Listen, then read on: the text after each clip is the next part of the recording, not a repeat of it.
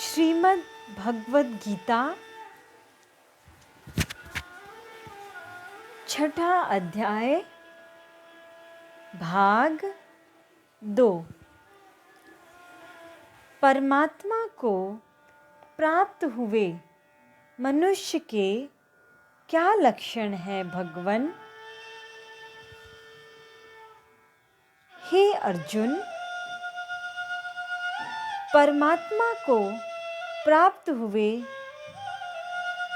मनुष्य का अंतःकरण सदा ज्ञान विज्ञान से तृप्त रहता है। उसका संपूर्ण इंद्रियों पर अधिकार रहता है। वह सभी परिस्थितियों में निर्विकार रहता है। मिट्टी के ढेले, पत्थर तथा स्वर्ण में उसकी समबुद्धि रहती है। ऐसा योगी समता युक्त कहा जाता है। केवल पदार्थों में ही नहीं, सुहृद, मित्र, शत्रु, उदासीन, मध्यस्थ, द्वेष्य, बंधु, साधु और पापी व्यक्तियों में भी जिसकी समबुद्धि रहती है, ऐसा वह समबुद्धि वाला मनुष्य सर्वश्रेष्ठ है। वह समबुद्धि केवल कर्म योग से ही होती है या किसी दूसरे साधन से भी होती है भगवन? हे अर्जुन, वह समबुद्धि ध्यान योग से भी होती है। इसलिए मैं उस ध्यान योग की विधि बताता हूँ। ध्यान योग की भोग बुद्धि से संग्रह का त्याग करके कामना रहित होकर अंतःकरण तथा शरीर को वश में रखकर तथा एकांत में अकेला रहकर अपने मन को निरंतर परमात्मा में लगाए। मन को परमात्मा में लगाने के लिए अर्थात ध्यान करने के लिए उपयोगी बातें क्या है भगवन? शुद्ध पवित्र स्थान पर ध्यान योगी क्रमशः कुश, मृगछाल और पवित्र वस्त्र बिछाए।